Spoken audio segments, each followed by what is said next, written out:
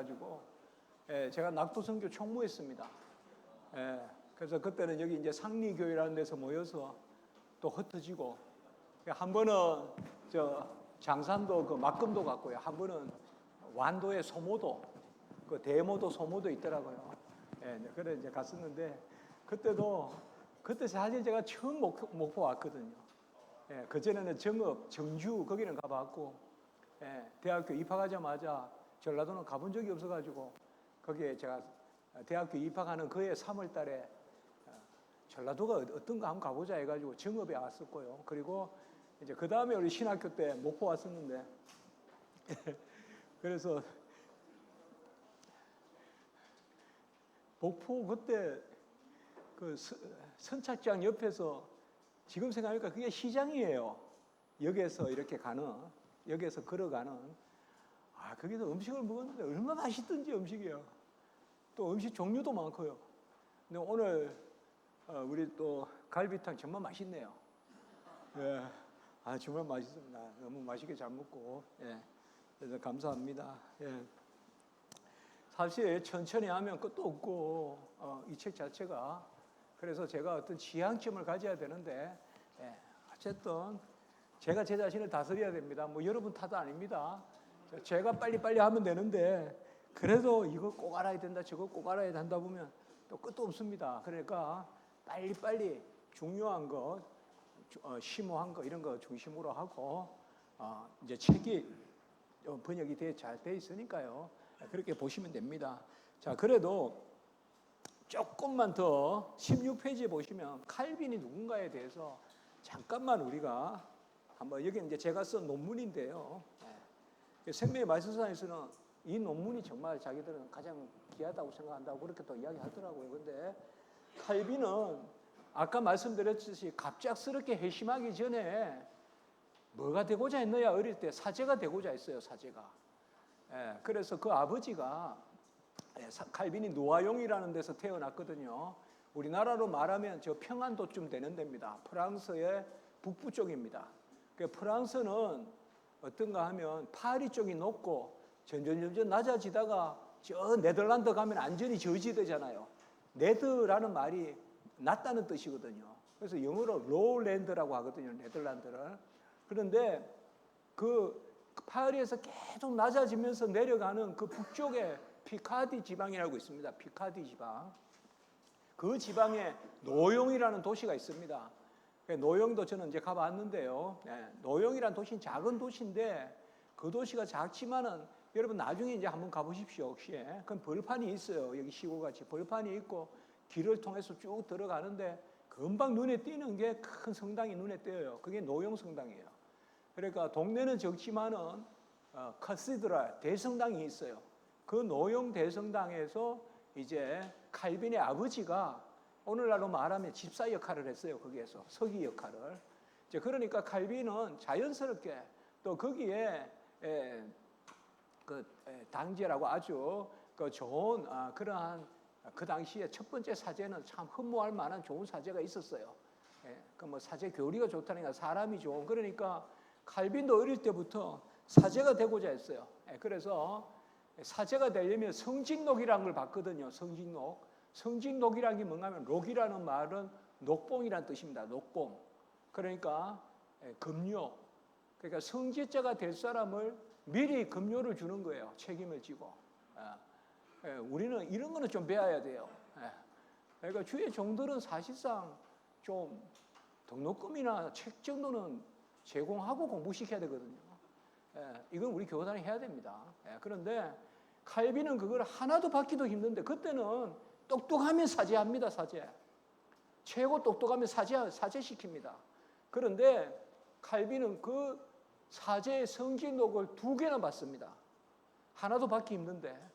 그래서 아주 가만히 두었으면 대단한 사제가 되었을 거다. 그래서 칼빈이 불과 몇 년 만에 기독교 강요를 쓰면서 특별히 사건에 보면 교회에 대한 이야기를 마치 그냥 부엌에 숟가락 숫자 헤아리듯이 정확하게 다 알고 있거든요.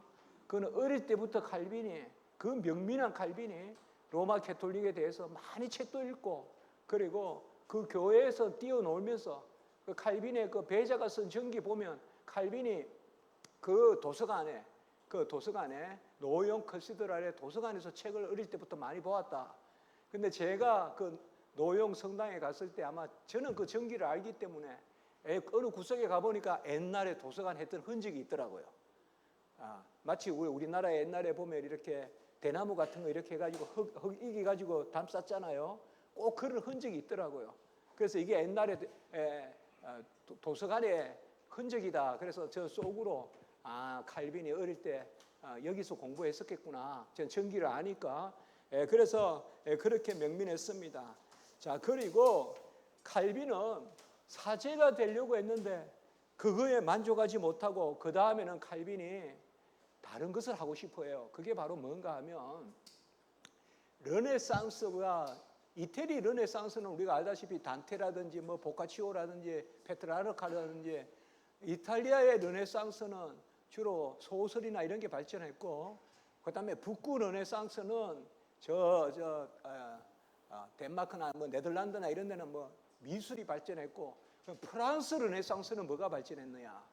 르네상스 있지 않습니까? 프랑스 르네상스는 로마법의 부활입니다. 그러니까 옛날에 유스티누스 황제의 로마법 대전을 다시 연구하는 거. 그게 프랑스 르네상스예요. 거기에 이제 대표적인 사람들이 바로 칼빈과 친하게 지내던 사람들인데, 거기에서 부대 가문 이런 사람들. 그러니까 프랑스 인문주의자들이에요. 그 칼빈이 이제 사제가 되려던 마음에서 이제는 법학을 하려고 해요. 법학을 공부하고자 해요. 워낙 똑똑하니까요. 그래서 어느 학교에 가는가 하면 칼빈이 벌써 뭐 15 이럴 때부터 이제 오늘날 우리로 말하면 대학 공부를 하는데요. 그래서 몽테뉴 대학교라는 데 갑니다. 몽테뉴 대학교에서 그때까지는 인문을 공부했고요. 거기서 아마 루터 책도 읽지 않았냐. 그건 다 가정입니다. 왜냐하면 칼빈은 자기 말을 안 하기 때문에. 그런데 그때 벌써 칼빈이 병이 듭니다. 하도 공부를 해서. 그리고 그때 벌써 친구들 사이에 유럽에 2 똑똑한 사람이 있으면 그 중에 하나가 칼빈이다. 이 말을 들을 만큼 벌써 20대 전에 그런 말을 들을 만큼 똑똑했어요. 칼빈이. 자, 그런 가운데서 칼빈이 그 다음에 생각한 게 법대를 가려고 한 거예요. 그래서 그 당시에 법대가 이제 오를레앙 법대가 우리나라로 하면 서울대 법대예요. 그래서 그 당시 오를레앙 법대에 갑니다. 칼빈이 공부하러. 오를레앙 법대에 가면 레뚜알이라는 그러한 유명한 학자가 있어요. 그냥 법학사에도 유명한. 그런데 이 사람은 어떤 방법을 쓰는가 하면 소위 앱방법을 쓰는데 그것이 어떤 방법인가 하면 주석 방법이에요. 판례를 가지고 연구하는 거. 그게 바로 오를레앙 법대예요. 그 오를레앙 법대에 그곳에서 레뚜알, 프랑스 말로는 별이라는 뜻이야. 레뚜알. 그 레뚜알 스승이 그곳에 정통한 사람이에요. 그 이태리 학풍이거든요. 이태리 법학풍인데 그것을 칼빈이 배우다가 그리고 프랑스에 법대가 하나 더 생깁니다. 그게 바로 계몽주의, 계몽법대인데 그게 바로 부르주 법대입니다. 부르주 법대. 그러니까 부르주 법대에서는 알치아띠라는 또 학자가 있어요. 알치아띠라는. 이 알치아띠는 어떤 방법을 쓰는가 하면 역사 문헌학적 방법을 써요. 옛날의 책을 갖다가 옛날 라틴어 문학, 키케로 문학, 세네카 문학 이런 옛날의 글을 갖다가 현대의 법전하고 연구를 같이 하는. 그래서 칼빈이 이걸 딱 채고 부르주 대학교에 또 가요. 칼빈은 법대를 2군데 다닙니다. 그러니까 부르주 법대에서는 알치아띠가 가르치는데 이건 새로운 방법이라고 해서 칼빈은 이 2 방법을 다 배워요. 그래서 칼빈이 이미 법대를 2군데 다니면서 뭘 배웠습니까?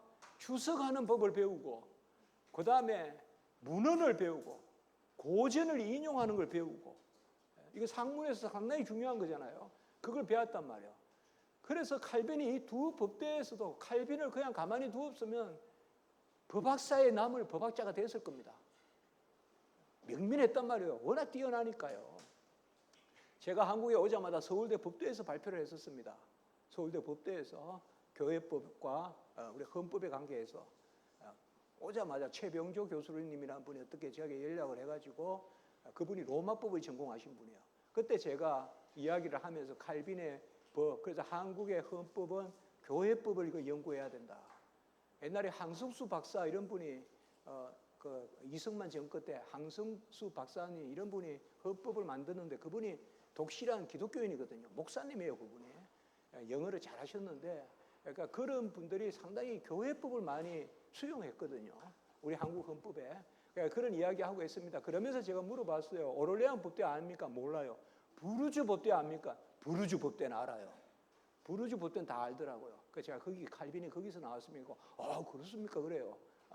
그래서 우리가 좀 더 소위 계몽법 그거는 부르주 법대가 계몽법 이렇게 이야기하는데 그 계몽법 앞에 교회법이 있다는 것을 우리 법학계에서 좀 염두에 두면 좋습니다. 이렇게 이야기했습니다. 그래서 어쨌든 칼빈은 이렇게 법학을 또 했습니다. 그래서 칼빈의 제가 자아상이라고 표현을 했지만 첫 번째 어릴 때 자아상은 바로 사제가 되는 거예요. 그가 뭐 사제가 돼도 뛰어난 사제가 됐을 거야. 아마 뭐 추기경 정도는 했을 거예요, 쉽게. 그 다음에 또 뭐가 되고자 했냐, 법학자가 되고자 했단 말이에요. 법학자.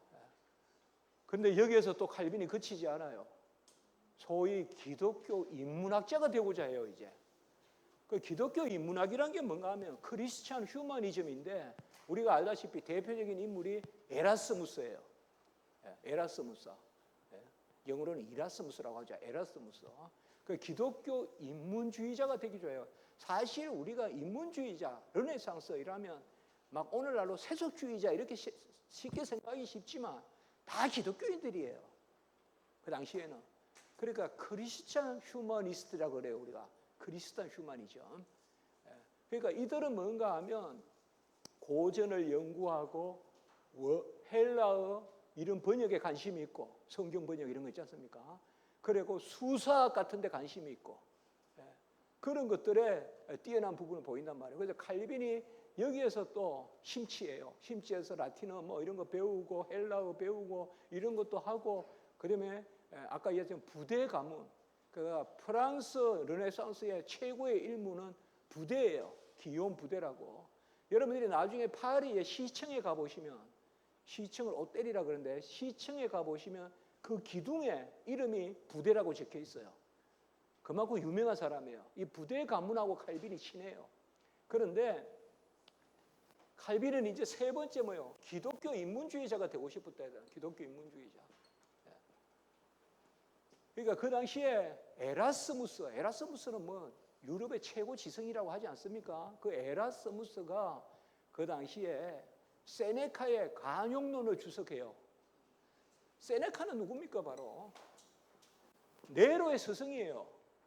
네로의 스승. 그런데 세네카는 기독교인이라는 것이 항상 논쟁이 돼요. 세네카가 기독교인이야 아니야. 그런데 오늘날 학계에서는 기독교인이라는 게 거의 통설이에요. 그러니까 그 당시에 세네카 리바이벌이 일어나요. 왜냐하면 기독교 인문주의자들이니까 세네카의 작품들을 많이 다시 번역하는데 세네카의 간용론이라는 게 있어요. 데크르멘티아라고 하는데 세네카의 간용론을 에라스무스가 편집을 해요. 번역을 하고 편집을. 그러면서 나는 여기에 만족하지 못한다. 누가 이 작품을 다시 주석하면 좋겠다. 그러니까 칼빈이 딱 낚아채는 거예요. 내가 나서야 되겠다. 그게 1530년, 31년이에요. 그러니까 불과 21살, 22살 때 칼빈이 그래.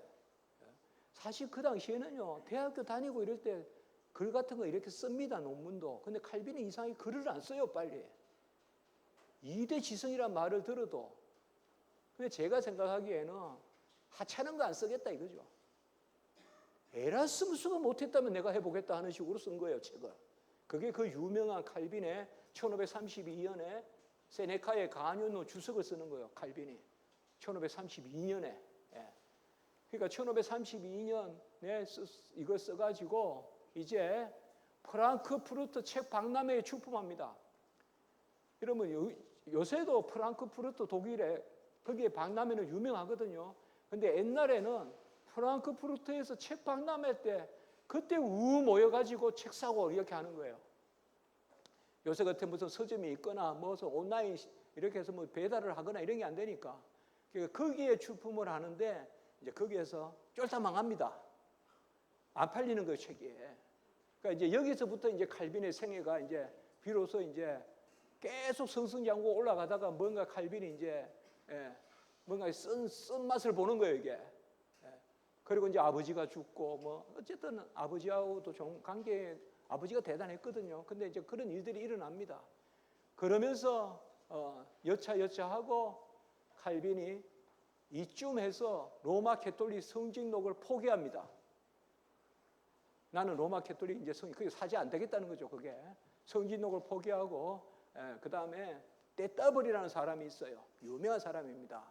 우리 종교개혁사에 떼따블이라는 사람이 있는데 떼따블이라는 사람이 피카디 지방 사람이거든요. 피카디 지방. 같은 지방이에요. 근데 그 지방이 저는 그 생각하는데 우리나라에 보면 홍경래 난 있잖아요. 홍경래 난. 저 북쪽에서 홍경래 난. 그쪽에 주로 방골이 많이 산다. 옛날에 그런 말이 있었단 말이에요. 피카디가 그런 지역이에요. 프랑스에서 반정부 이런 사람들이 많이 사는 곳이에요. 전라도가 그렇단 말을 안 하겠습니다.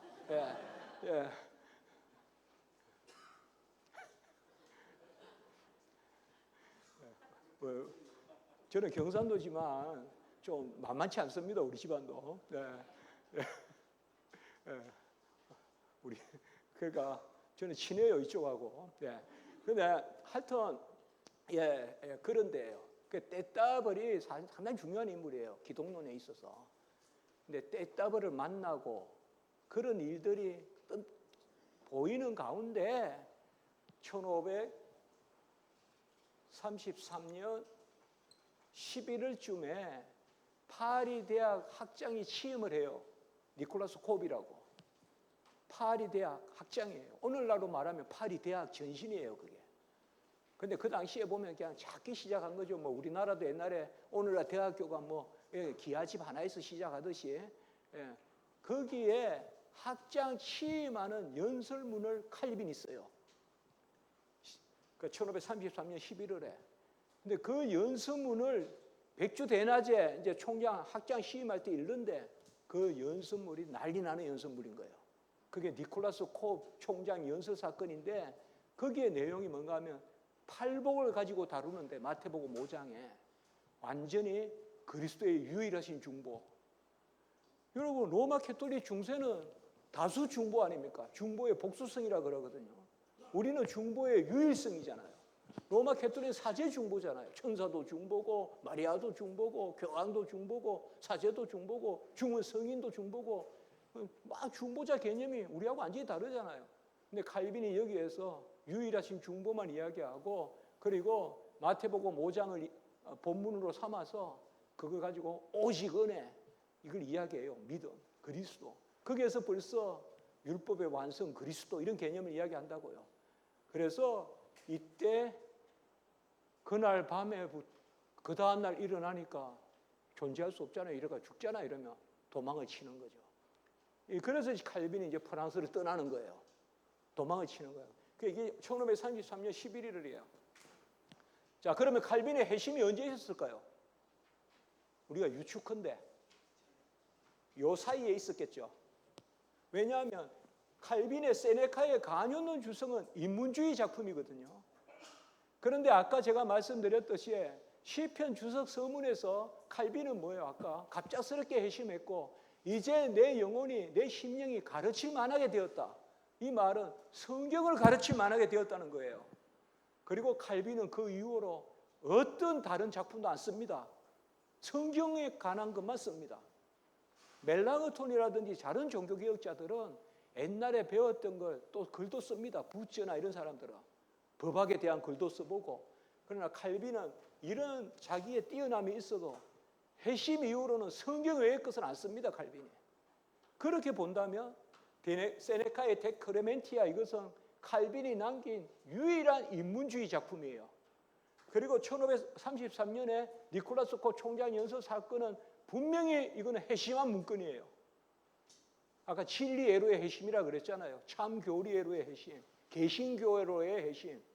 그러면 칼빈의 해심은 요 사이겠죠.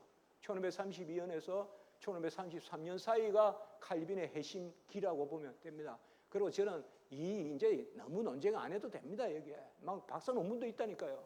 이거 안 해도 됩니다. 이거 칼빈이 알기를 원치 않는데 왜 그렇게 알려고 합니까? 꼭 보면 하나님이 계시해 주신 성경 말씀을 알면 되는데 쓸데없는 거 알려고 하는 그런 성도들이 있어요. 성경을 안 읽고.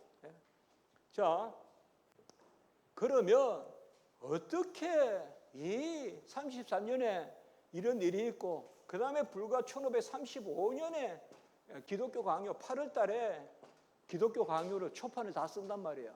도망 다니면서 씁니다.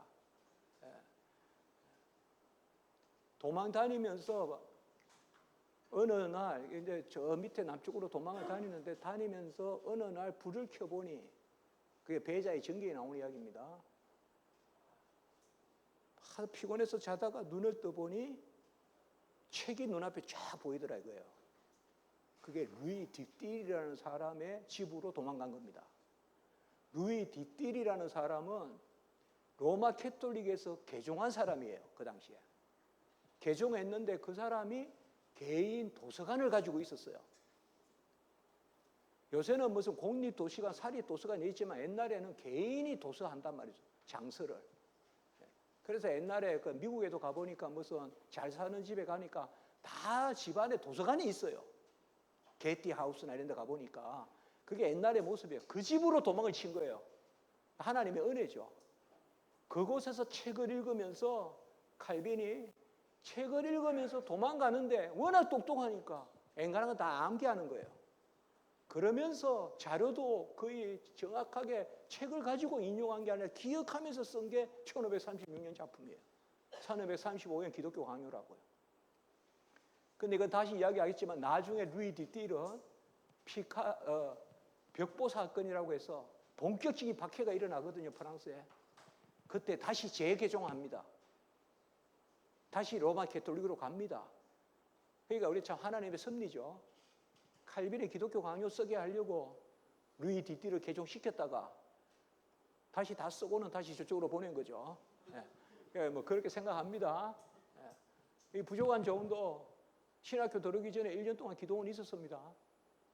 기도원 짓기 시작하는데 거기서 계속 기도하고 거기에서 봉사하는데 신학교 1학년 입학하고 가보니까 없어졌더라고요. 그래서 주의 종 하나 기르려고 기도원을 있게 했다가 없었구나. 다 이제 그런 겁니다, 여러분들. 아무나 개혁신학자 되는 거 아닙니다, 여러분들. 그래서 이제 1535년에 기독교 강요 썼다 이 말이에요. 그럼 우리가 어스머블리, 우리가 추측한데 어떻게 이런 빨리 기간에 쓰냐 이 말이에요. 그런데 이것도 또 제가 하나 또 이 개혁신학자 제 이야기를 해야 되는데 제가 신대원에 2등으로 들어갔거든요. 그때는 우리가 1900명이었어요. 신학생이. 목회 후보생이 1900명 있어요. 총신대학교에. 근데 거기 제가 2등으로 들어갔어요. 근데 그때 기도원에 있을 때 저보고 6년, 5년, 6년에도 못 들어가니까 원래는 시험 치지 마라 그랬어요. 왜냐하면 그 원장, 기도원 원장 아드님이 육수를 했는데 못 들어갔어요. 그러니까 문 선생도 최소한 3, 4수는 해야 된다 이거예요. 어떻게 하려면. 그때 6대1 막 이랬어요. 그래서 이제 우리가 650명, 이게 40명 뽑는데 MDB가는 또 한 반이에요. 그 MDB가 뭐 문제는 없어요. 다 목사 되는 거니까. 근데 그때 제가 2달 공부했잖아요. 2달 공부해가지고 제가 합격 못할 줄 알았는데 합격했죠. 그런데 또 그 당시에 교육부 인간한 때는 앞에 60명 한 반밖에 안 돼요. 그 중에 10분의 1 정도, 지금 한 10분, 그렇죠. 한 학년이 우리가 그때 1900명이라 했으니까 한 학년이 650명이란 말이에요. 그 중에 60명만 교육부 인가예요. 그게 뭐 의미는 없지만 또 그반대했어요. 근데 그때 제가 등록금 벌려고 가평에서 기도원에 있다가 춘천에 아르바이트 하러 다녔거든요. 춘천에요. 여러분 춘천 그 아파트는 제가 진 겁니다. 예. 거기에 제가 그 보일러 하는 데 다니고 이랬어요. 근데 거기에서 한바에 있는데, 한바라는 데는 이제 그 공사장 밥 먹는 데가 한바예요. 거기서 한바에 있는데 거기 전화가 온 거예요. 막 울면서. 우리 문 선생님 이름이 벽에 붙어 있더라 이거예요. 그러니까 제가 1등은 못하고 2등 했어요. 근데 2등까지 등록금을 줬어요. 장학금으로. 그래가 제가 아르바이트 안 하도록. 그때 제가 처음으로 꼬꾸라졌죠. 은혜가 너무 심하면 사도 바울과 같이 눈까지 안 멀어도 저는 확 꼬꾸라졌다 이 말이에요. 처음으로 거기 그 자리에 주저앉은 적이, 그게 제가 주저앉은 적이 몇 번 있는데 너무 하나님 은혜가 감사해서 팍 주저앉았죠. 예. 그래서 나중에 이제 신학교 입학해서 보니까 기숙사에 한 방에 수석하는 학생과 저와 같이 있었어요. 한 방에 4명인데. 그리고 나머지 2명은 서로 자기가 3등이라 그래요. 자기가 서로 3등이라 그래요. 그런데 이제 거기 이제 저 성복중앙교회라고 지금 고려대 앞에서 거기도 제 룸메이트예요. 지금 큰 교회 있지 않습니까? 저 룸메이트예요. 예. 근데 그때 이제 처음으로 그 생각을 해봤어요. 그럼 문전도사는 어떻게 그렇게 2등으로 들어왔냐 이거예요. 그래서 난 2개월밖에 공부 안 했다. 근데 어떻게? 그러니까 생각을 해봤어요 처음으로. 예. 그 첫째 과목이 뭔가 하면 영어거든요. 고시 영어 한 사람이에요. 사법고시 공부하다가 그만두고 거기 갔단 말이에요. 그러니까 고시 영어 어려워요. 그래서 영어 잘했어요 제가. 그 영어는 문제 없죠. 신학교 영어가 고시 영어하고 상대가 되겠어요. 그러니까 두 번째가 뭔가 하면 철학이에요. 근데 철학은 제가 원래 철학 대학원 가려고 그랬어요. 그리고 그때 객관식으로 나왔으면 제가 오늘날 같이 객관식으로 나왔으면 좀 그래도 틀릴 텐데 그때 주관식으로 나왔어요. 그러니까 대충 주섬주섬 쓰면 뭐 저는 그래도 뭐 칸트라면 칸트를 읽었고 뭐 이렇게 써 나가는데 다른 학생들은 손안의 철학 이러면서 요만한 거 읽고 오고 이러니까 또 철학도 잘 쳤겠죠. 그 다음에 세 번째가 뭔가 하면 성경이거든요. 성경은 기도원에서 하루에 예배를 5번 드려요. 좋을 때는 어쨌든 맨날 펴놓고 봐야 돼요 이렇게. 그리고 나중에 일을 하도 시켜가지고 하루 종일 일 시키니까 나중에 제가 깨를 냈어요. 금식으로 5일 동안 했어요. 그러면서 성경 읽었다고요. 그러니까 또 성경도 잘 쳤죠. 그 다음에 논술이 있거든요. 논술은 제가 아무래도 총신대가 어디 붙은지를 모르는 거예요 제가. 그래가지고 기도원이 이야기를 했어요. 백전 지피지기면 백전부패인데 저걸 알고 나를 알아야 전쟁에서 패하지 않는데 나는 총신대가 어디 붙었는지도 모르는데 어떻게 내가 시험을 쳐서 학교 가겠냐. 여비 좀 마련해 달라.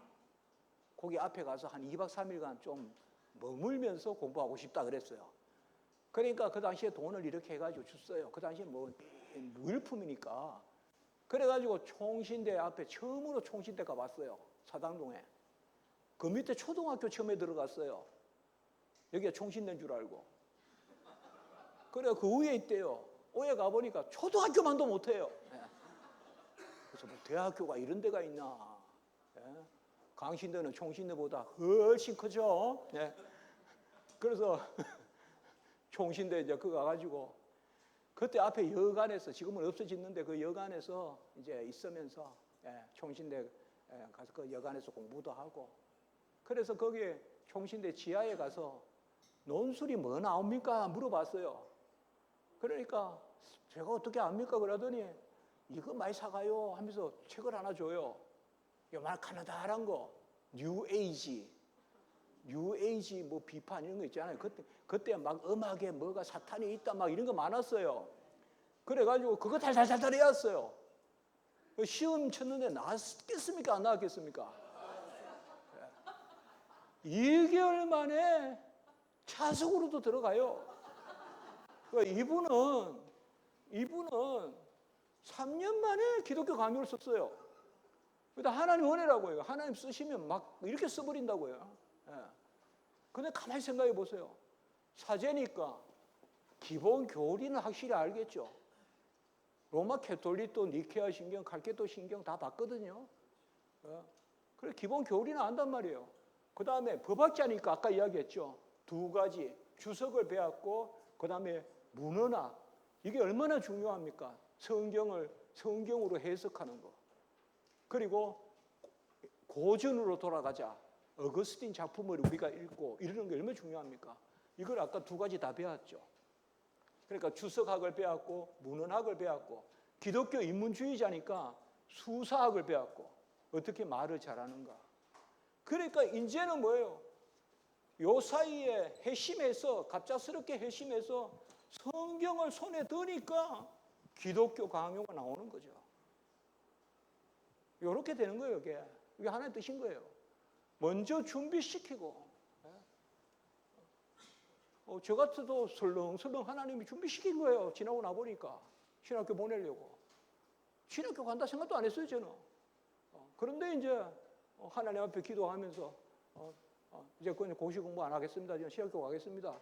그러니까 저야 그게 핵심은 아니지만 그때 이제 주의 종이 되고자 결단한 거고 그때 핵심한 거 핵심하고 손에 성경을 들려준 거란 말이에요.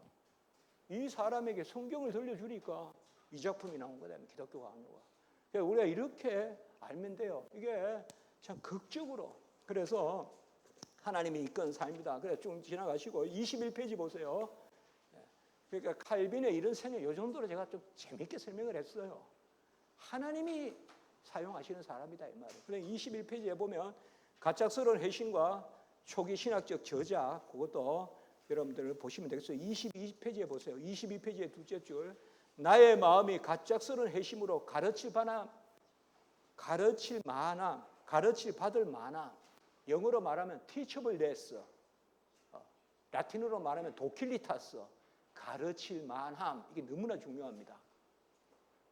우리가 에스겔서가 뭐예요? 돌 같은 마음이 살 같은 마음이 되고 그거예요. 아까 마태복음 13장에 옥토, 이게 가르칠 만함이 되는 거예요. 우리가. 이거보다 더 유명한 회심의 이거 회심 아니에요, 여러분들? 뭐 어떤 부흥사 이런 분들은 회심이라면 막 벽을 타고 올라가고 이러는데 그게 회심입니까? 회심은 뭐예요? 하나님의 말씀이 내게 떨어지는 거지. 그래서 가르칠 만하게 바위와 같이 시멘트와 같이 흡수 못하던 내 심령이 이제 살살살살 썩은 흙과 같이 흡수하는 거 그게 회심이죠. 이게 얼마나 멋있어요. 칼빈이 딱 한 단어 가르칠 만함. 이게 회심이에요.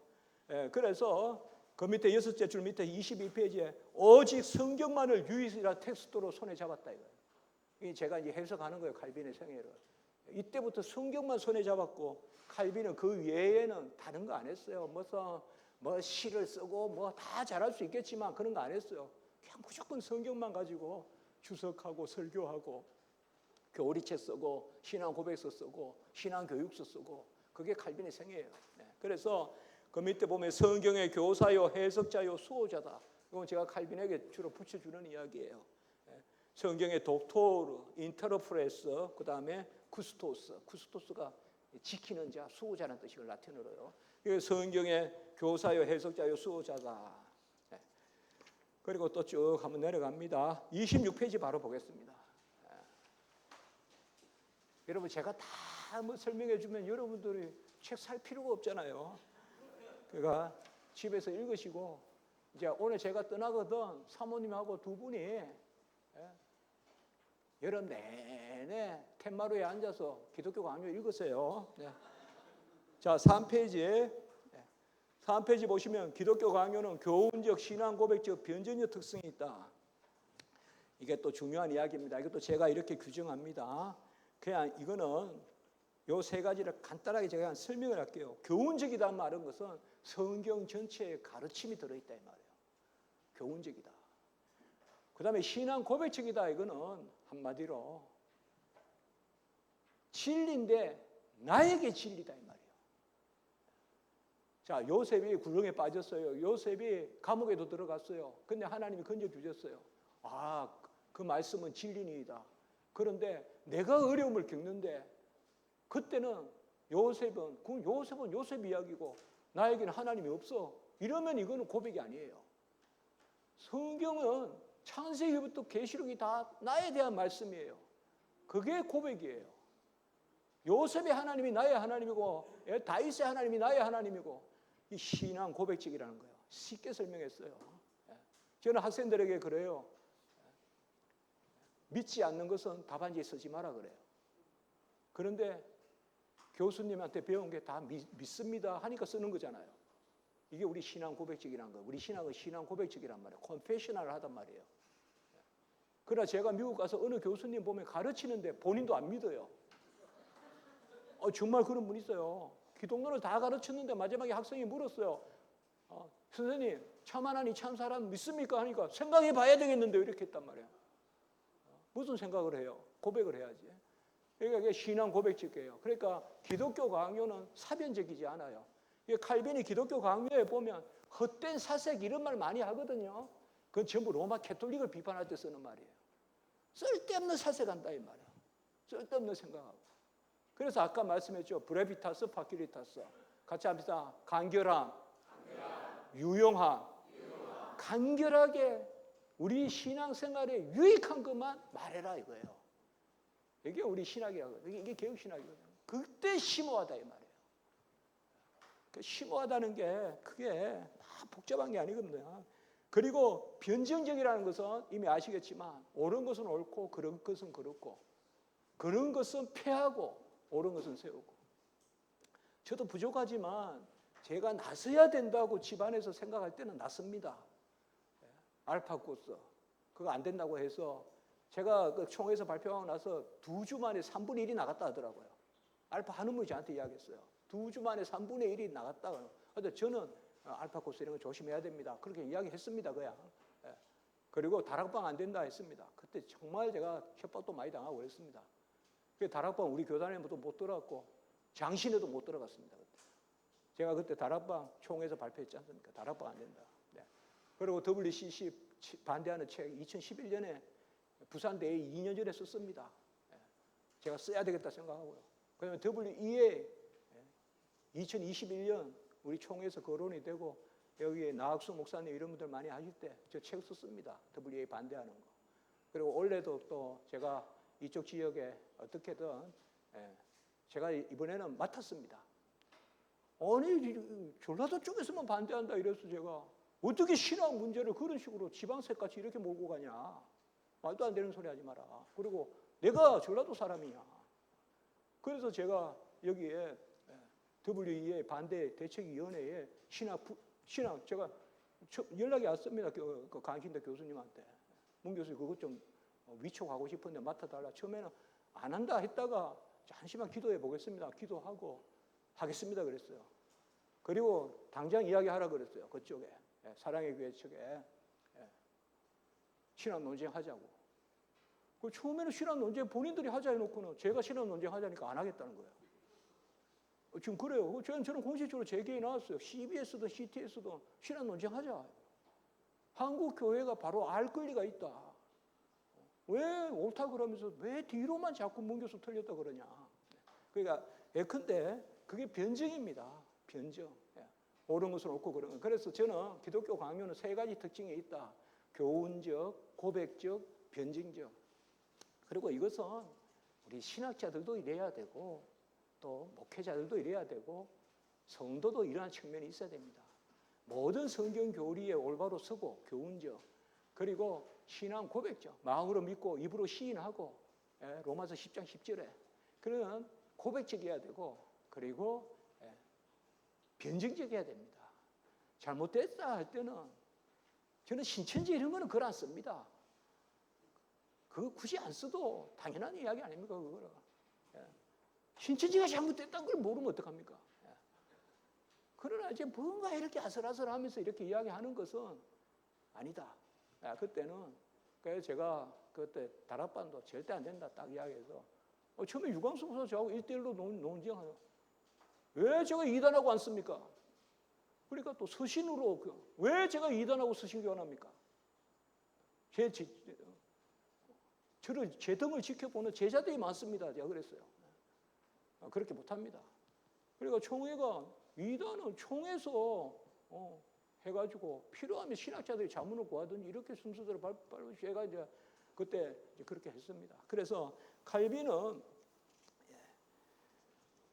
이런 세 가지 측면, 그 다음에 30페이지에 신학자 칼빈이라는 게 왜 중요한가 하면요. 우리는 칼빈이라면 일단 목회자. 여러분 토마스 아퀴나스이라면 일단은 신학자리 생각하잖아요. 그래서 뭔가 우리 개혁 신학은 뭔가 뭐 좀 신학적이라기보다 좀 목회적이고, 뭐 개혁 신학은 뭐 뭔가 이렇게 그렇게 생각하는 경향이 있거든요. 그건 결코 아닙니다. 그거는 오히려 로마 캐톨릭이나 루터란들이 개혁 신학을 음해하려고 만들어낸 발상이에요. 칼빈은 신학자도 아니고 그저 목회자야 이렇게 자꾸 몰고 가는 거 있지 않습니까? 칼빈이야말로 신학자입니다. 그래서 30페이지에 신학자 칼빈, 그래서 31페이지에 보시면 둘째 줄에 그는 목회자, 주석자, 설교자였으되 신학자로서 그러합니다. 그리고 한 줄 밑에 성경의 교사, 칼빈이 제네바에 들어갈 때 공식 직함은 독토르 스크리추라입니다. 독토르라는 말이 오늘날은 박사로 번역되지만 우리가 총회법상 이게 교사라는 뜻입니다. 교사. 목사, 교사, 장로, 집사 4대 직분 있지 않습니까? 교사가 독토르란 말이에요. 그리고 우리 총회법상 교사는 어떻게 정의됩니까? 성경을 해석하고 변증할 수 있어야 교사입니다. 주일학교 교사는 우리가 말하는 4대 직분의 교사 아닙니다. 오늘날 신학자쯤 되는 사람이 교사입니다. 그런데 그런 교사를 교회마다 두라는 게 사실상 직분론입니다. 그게 우리 교단이 잘 안 되는 거예요.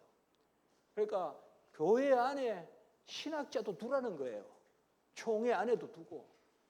그게 교사 직분이거든요. 칼빈이 본래 제네바 들어갈 때 이건 조금 나중에 설명하겠습니다. 그래서 우리가 칼빈은 신학자로서 목회자고 주석자고 설교자였다. 그리고 그 밑에 그의 대자 기독교 강요는 단지 목회적인 단상을 담은 종교 수상록이 아니라 성경의 가르침을 유리한 문체로 체계적이고 종합적으로 기술한 교리사고적으로 볼 때 최고의 조지 신학책이었다. 제가 이렇게 딱 정의를 내립니다. 제가 이 부분에 대해서는 후에 논문을 하나 쓰기도 했습니다. 칼빈의 조지 신학서 기독교 강요 이렇게. 자, 그래 이 부분도 이 정도로 하고 그 다음에 바로 36페이지에 보시면요. 여기에 각 판별로 제가 정리를 했습니다. 그러니까 이것도 상당히 유익할 겁니다. 그리고 1536년판 간단하게만 보시면 초판입니다. 넷째 줄 밑에 1536년 3월에 출판됐는데 사실은 첫째 줄에 더 줄을 자체해야 됩니다. 1535년 아까 8월 23일이라고 제가 그랬지 않습니까? 이때 소위 탈고합니다. 글을 다 씁니다. 그러니까 보통 우리가 아까도 말씀드렸지만 책의 연도를 매길 때는 출판 연도거든요. 그러니까 혹시나 1536년에 썼다 이렇게 하면 안 됩니다. 출판했다 이렇게 해야 됩니다. 쓴 것은 한 해 전에 썼습니다. 1535년에 썼습니다. 그러니까 대체로 아까 말씀드린 1532년, 33년에 회심했다고 본다면 불과 길어도 3년 내에 쓴 거죠 이게. 그게 참 대단한. 근데 또 달리 생각해 보면 하나님이 미리 준비시키신 거죠. 섣불리 쓴 책이 아니라 하나님의 주도 면밀한 가운데서 설금설금 딴 걸 다 준비시켜 놓고 딱 회심시켜가 성경을 손에 들게 만드신 거죠. 그래서 술술 써나가게 한 거죠. 그게 기독교 강요입니다. 그리고 밑에서 두 번째 보시면 기독교 강요는 초판은 신약 성경의 4분의 3 정도 되는 거 아까 말씀을 드렸고요. 절의 구분이 없이 이때 초판에 6장으로 되어 있습니다. 참고로 제가 번역한 초판 있습니다.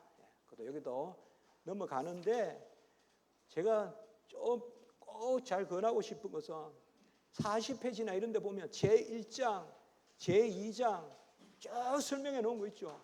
이건 정말 귀한 겁니다, 여러분들. 잘 활용하시라 이 말이에요. 이거 참 제가 이 번역하고 할 때 이런 게 정말 각고에 그게 필요합니다. 이게 쉽지 않거든요. 이거 그러니까 3장, 4장, 5장, 6장까지 43페이지에 꼭 잘 활용하십시오. 꼭 잘. 그리고 1539년판 44페이지에 사실 그 첫째 줄에 보면 1536년판을 쓰고 나서 1537년, 38년에 제네바에 들어갔을 때 그때 칼빈이 신앙 교육서를 씁니다. 상당히 참 중요한 작품인데요. 신앙 교육서가 뭡니까? 우리가 말하면 대소요리 문답이라는 거. 근데 우리는 웨스트민스터는 문답 쓰니까 대요리 문답, 소요리 문답 이렇게 이야기하지만 칼빈의 신앙 교육서는 1차는 서술식입니다. 신앙 교육서가 다 문답식만 있는 게 아닙니다. 1차는 칼빈의 1차는 1537년, 38년 여기도 칼빈은 두 번 써요. 먼저 프랑스어로 쓰고 그 다음에 라틴어로 써요. 근데 이게 획기적인 거예요. 왜냐하면 그 당시에는 신학적인 작품은 전부 다 라틴어로 써요. 그리고 필요하면 자국어로, 모국어로 번역한단 말이에요. 근데 칼빈은 거꾸로 해요. 왜요? 신앙 교육서니까. 아이들을 가르쳐야 되니까. 입교생을 가르쳐야 되니까. 이게 칼빈의 정신이에요. 그래서 칼빈의 신앙 교육서 1537년 이거 정말 명문이에요. 이게 우리는 기독교 강요의 축약이다 이렇게 말할 수 있는 거예요. 1537년, 38년에 제1차 신앙교육서 서술식 정말 명문입니다. 아주 그냥 칼빈은 대단한 문필가거든요. 대단한 문필가입니다. 그리고 그런 과정에서 39년에 뭐를 쓰는가 하면 제2판 기독교 강요를 씁니다. 제2판 기독교 강요는 45페이지에 보시면 밑에서 셋째 줄 마지막 세 줄입니다. 45페이지에 새로운 기독교 강요는 17장으로 중보되어 비로소 제목에 걸맞은 기독교 강요다라고 해서 이전에보다 분량이 3배가 됐고 초판보다 그리고 무엇보다 이때부터 조직 신학적 체계를 갖춥니다. 여기에서 46페이지에 보시면 17장까지 되어 있죠. 장수가 많다고 분량이 많다 이렇게 생각하시면 안 되고요. 이전의 것을 좀 나누기도 하고 이렇게 하면서 제2판에서는 바로 17장까지 이렇게 장수가 늘어납니다. 장수가 늘어납니다. 그리고 47페이지에 보시면 셋째 문단, 셋째 줄에 신학적 체계가 처음으로 갖춰진 것이다. 그래서 이렇게 이야기하시면 됩니다. 제3판부터, 제2판부터 조직 신학적 체계를 갖추기 시작했다. 자, 그리고 50페이지에 제3판은 1543년 판이고요. 이거는 뭐 특별히 줄쳐도 좋겠지만 제가 이거는 넘어가겠습니다. 여러분들 읽기로 하고요. 그래도 하나만 줄칠까요? 그래도 금방 눈에 띄게 51페이지에 보시면 51페이지의 둘째 문단에 제3판 기독교 강요는 교회론과 시민정부에 대한 논쟁들이 강범위하게 추구되었다. 교회론이 많이 확장됐습니다. 그 다음에 교회와 국가 이런 부분. 그 다음에 54페이지에 보시면 1550년판 제4판입니다. 54페이지에 1550년판 제4판에 요거는 밑에서 셋째 줄만 줄쳐보면 좋겠습니다. 성경 구절과 교부 인용이 현격히 늘어났습니다. 그리고 1559년 기독교 강요, 이제 우리가 다루는 5판 기독교 강요입니다. 5판의 기독교 강요도 좀 빨리만 보겠습니다. 밑에서 다섯째 줄, 초판의 5배인 50만 단어인데 성경 전체와 맞먹을 분량이다. 제가 아까 말씀드렸죠. 우리 성경 전체하고 기독교 강요 분량이 비슷하다 이 말이에요. 그래도 우리가 옆에 한번 적어 놔 볼까요? 그 옆에요. 자, 제1권이 몇 장이라고 했죠 아까? 18장.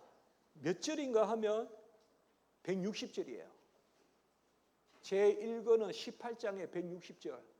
제2권은 17장에 251절. 251절. 제3권은 25장에 382절. 제4권은 20장에 484절. 권 밑에 장이 있고 장 밑에 절이 있다 그랬잖아요. 요거 다 합하면 1277절이다 이 말이에요. 그러니까 장이 길다고 분량이 많은 건 아니에요. 왜요? 절이 더 많고 가장 두꺼운 거는 4권입니다.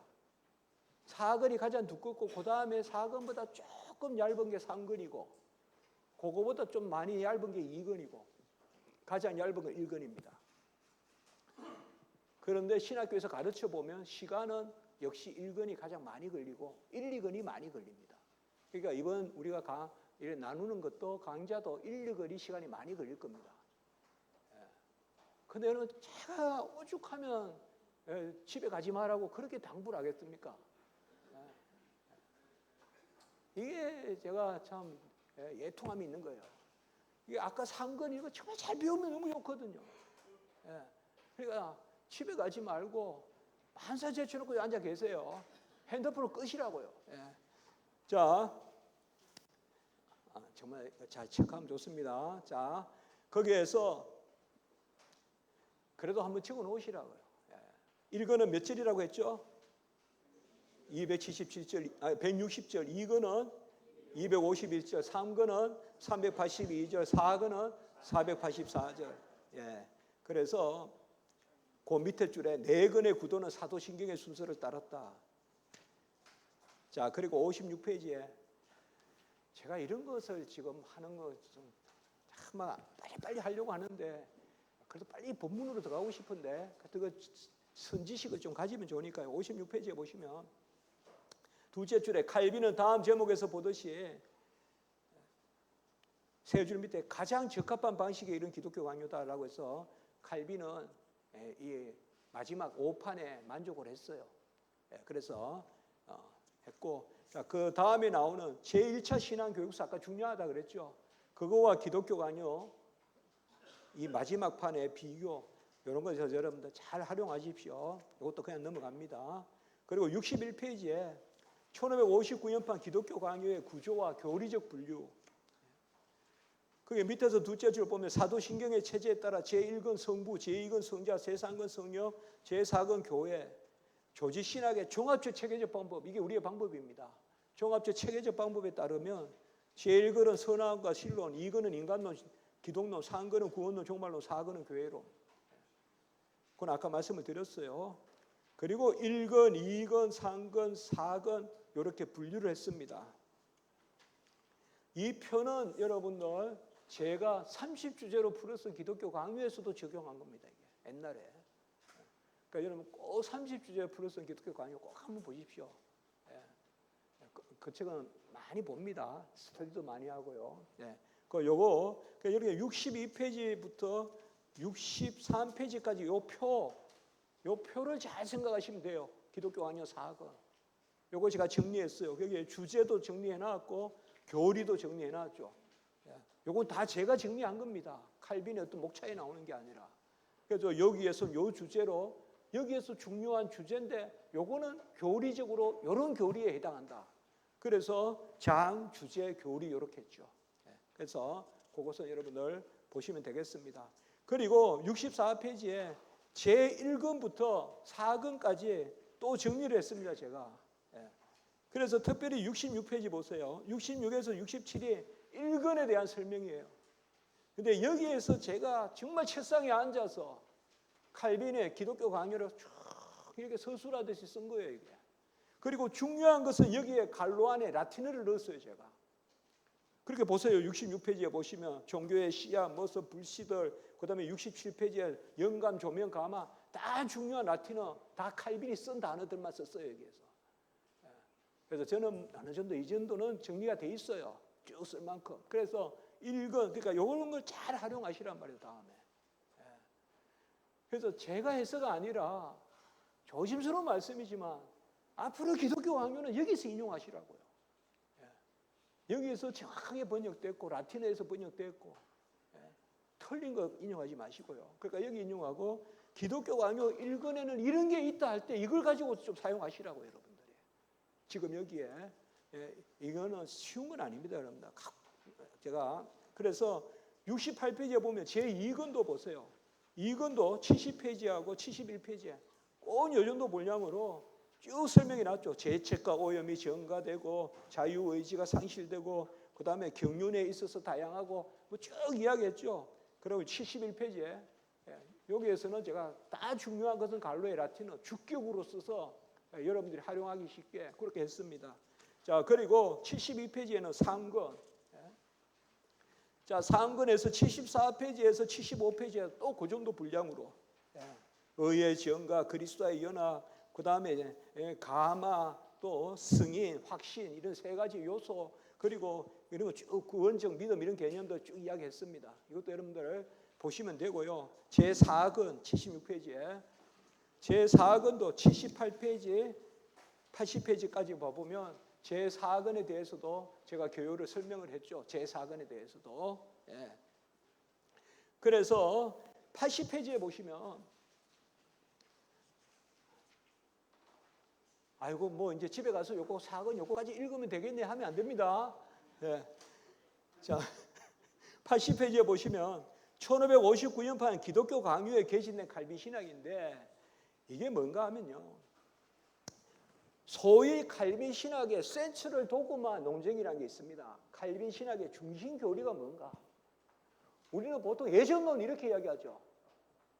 이건 아까 말씀드렸듯이 로마 캐톨릭이 비판하기 위해서 쓴 경우가 많습니다. 오히려 칼빈은 예정론을 강조했다 틀린 말은 아니에요. 그러나 마치 칼빈이라면 예정론 아니에요. 아까 봤죠, 예정론. 상권 21장에서 24장까지 성도의 감사의 영역에서 예정론이 나오잖아요. 그게 이 전체 칼빈 신학의 중심이다 쉽게 말할 수 있겠습니까? 오히려 삼위일체, 기독론, 언약 이런 이야기를 해야죠. 그래서 칼빈 신학의 중심 주제가 뭔가? 이것도 박사 논문이 많아요. 왜 그럴까요? 칼빈은 자기 말을 안 하니까. 루트는 자기 말을 많이 하고 글을 써도 자기 경향을 드러내요. 어거스틴도 그런 경향이 있어요. 어거스틴은 인간의 페이지 넘기면 가장 많이 나오는 단어가 그라티아예요. 은혜. 그 다음에 스크립추라, 성경 이런 말이 가장 많이 나와요. 어거스틴 읽어보면, 그래서 제가 그 말이에요. 어거스틴을 책자 넘기다 보면, 라틴어로 책자 넘기다 보면 은혜라는 단어 없는 곳이 거의 없다 이거예요. 그래서 우리가 은혜의 신학자라 그래요. 어거스틴이라면 은혜의 신학자, 루터이라면 믿음의 신학자 이렇게 하지 않습니까 우리가? 그럼 칼빈은 무슨 신학자냐 말이에요. 칼빈은 엄격하게 말하면 성경의 신학자예요. 달리 말하면 성경 전부 다가 중요하다 이 말이에요. 그래서 칼빈으로부터 나온 게 강해 설교예요. 강해 설교는 성경 전체를 설교하는 거잖아요. 루트는 로마서 주석, 칼빈의 로마서 주석과 루트의 로마서 주석을 비교해 보면요. 칼빈은 본문에 따라서 어떤 본문이 중요하다고 길게 하고 그렇게 하지 않아요. 오히려 긴 거 이런 거는 기독교 강요에서 보라 이렇게 나와요. 다 본문이 중요하다는 거죠. 그러나 루트는 어떤 건 빼버리고 어떤 거는 아주 그냥 30페이지 해놓고 그게 보면 그래서 사람들이 쏟는단 말이에요. 아, 루트는 되게 신학적이다. 그러나 칼빈은 글쓰기가 설교나 주석이나 기독교 강요나 함께 읽어라 이렇게 이야기하는 거예요. 칼빈이 꼭 명심하셔야 돼요. 그래서 우리가 칼빈의 주석과 루트의 주석만 갖다 놓고 루트가 훨씬 많은 이야기를 했고 심오하다 이렇게 말하면 안 된다 이 말이에요. 루트는 언제든지 여기저기 걸 다 모아가지고 이야기하고 칼빈은 주석 때는 주석에 맞게 이야기하고 설교 때는 설교에 맞게 이야기하고 기독교 강요에서는 기독교 강요에서. 그러니까 주석에도 보면 기독교 강요를 보라 이런 말이 많이 나온단 말이에요. 칼빈은. 그래서 우리가 그런 생각을 해야 됩니다. 그래서 칼빈에는 중심 교리가 뭐냐는 논쟁이 칼빈이 중심 교리를 말하지 않았으니까. 그러면 중심 교리를 말해서는 안 되죠 우리가. 그래서 제가 언젠가 한번 한국에 와서 옛날에 제가 미국에서 칼빈 학회에 가니까 중심 교리 때문에 딱 논쟁을 벌이더라고요. 근데 그때 저는 생각했어요. 중심 교리가 어디 있냐? 다 중심이지. 그리고 우리가 종합적 체계적 방법이잖아요. 종합이 뭐라 그랬어요? 성경 진리 전체를 체계적 교리 조목별로 다룬다. 이게 우리의 방법이거든요. 그래서 제가 한국에 왔을 때 처음에 이에 대한 글을 쓰면서 그렇게 했어요. 칼빈의 중심 교리를 많은 분들이 하나로 이렇게 어떤 분은 애정론이라 그러고, 어떤 분은 그리스도의 연합이라 그러고, 어떤 분은 언약적 개념이라 그러고. 근데 저도 한 줄로 하겠습니다 하면서 칼빈의 중심교리는 다음과 같으니 하면서 한 2페이지를 썼어요. 한 줄로. 마침표 하나만 찍고. 그때 제가 이야기한 게 14가지예요. 여기에 그걸 여기에 다시 제가 세목별로 정리해 놓은 거예요, 이게. 81페이지부터. 자, 칼빈의 중심 교리를 저보고 하나로 말해 달라면 14가지로 말하겠다 이 말이에요. 그러니까 이거 제가 읽지는 않겠습니다. 81페이지에 첫째, 둘째, 셋째, 넷째, 다섯째, 여섯째, 일곱째, 여덟째, 84페이지에 11째, 13째, 85페이지에 14째. 옛날에 거의 이 정도를 마침표 하나 찍어가지고 했다니까요, 제가. 물론 이만큼 길게는 안 했지만. 그래서 저도 한 줄로 기독교 강요로 칼빈의 중심 교리를 논하겠습니다. 이거는 뭐예요? 역설이죠. 성경에 중심 교리란 없다. 성경 전부 다가 중심이다. 그게 언약 신학 정신이다. 불교는 일통만통이라는 게 있어요. 그래서 화두란 말도 생기고 뭘 하나 붙들고 그걸 깨달으면 다 깨닫는다는 거죠. 기독교는 일통만통이 아니에요. 하나가 통하면 다 통하는 게 아니라고요. 그래서 부활을 중심으로 교리 전체를 꿰뚫어 본 어느 목사님, 그 전부 다 잘못된 생각이에요. 전부 다를 받아들여야 돼, 우리가. 꼭 보면 교리 하나 가지고 성경 전체를 꿰뚫는다 이런 거, 그러니까 좋은 거 아닙니다. 좋은 거 아니에요, 여러분들. 이럴 때 이렇게 편안하게 이야기하는 겁니다. 일이 생기고는 말하면 안 됩니다. 일 없을 때 이야기해야 됩니다, 이런 거. 그러니까 뭘 하나 붙들어가 다 깨뚫는다 하면서 따라다니고 그건 안 된다 이 말입니다. 차분히 성도님들도 성경 전체를 가르쳐. 야, 우리 교회는 뭐도 가르쳐. 그게 중요한 게 아닙니다. 우리 교회는 매주 설교한다는 게 중요한 겁니다.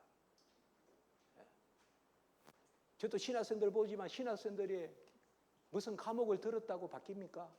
설교를 들어야 교인이 되는 거고. 그래서 우리 교회는 사도신경도 가르쳐. 우리 교회는 웨스트민스터도 가르쳐. 좋죠. 그러나 그게 중요한 건 아니죠, 사실은. 교회는 예배 드리는 곳이죠. 또 시간. 제가 깜빡했습니다. 이게 참 큰일입니다. 이게 지금 제가 저 스케줄을 보니까 제가 잡아놓은 스케줄인데 지금. 그러면 일단 그러면 89페이지까지 잠깐만요. 자, 중심 교리는 있다 없다? 없답니다. 그래서 나온 게 요것만 쓰고 우리가 아이스크림 드시면 됩니다. 솔라 스크립추라, 사실 우리 스크립타입니다. 이 말까지 붙어야 됩니다. 오직 기록된 성경으로. 우리는 구전은 근거가 없습니다. 본래 솔라 스크립추라는 로마 캐톨릭에서도 이야기했어요. 엄격하게 말하면 우리는 솔라 스크립추라 스크립타입니다. 오직 기록된 말씀으로. 그래서 개혁신학은 한마디 하라면 오직 성경입니다. 그 안에 오직 믿음이 있고 오직 그리스도가 있고 오직 은혜가 있고 오직 하나님께 영광이 있습니다. 그러니까 우리는 오직 성경. 그런데 한 가지 아실 것은 오직 성경인데, 자, 이것만 하고 아이스크림 드십시오. 같이 합니다. 토타 스크립추라. 전체 성경이란 말이에요. 유일한 성경이고 성경 전체란 말이에요. 솔라 토타. 아멘. 오직 성경이고 전적 성경이라 이 말이에요. 성경 전체가 다 중요하다 이 말이에요. 성경 어느 부분만 가지고 나 이 구절 가지고 그냥 은혜 받았어. 그리고 어떤 사람은 구약이라 하면서 십자가까지 내려오질 않아요. 시편이 좋사오네 이래요. 그러면 안 돼요. 신구약을 다. 예? 여러분들 아이스크림 드시는 겸 쉬겠습니다. 예, 아까 제가 정권이임을 받았습니다. 예, 하고 싶을 때 하라고. 그러니까 하면 되겠죠. 예, 아이스크림 10분만 쉬고 하겠습니다. 예.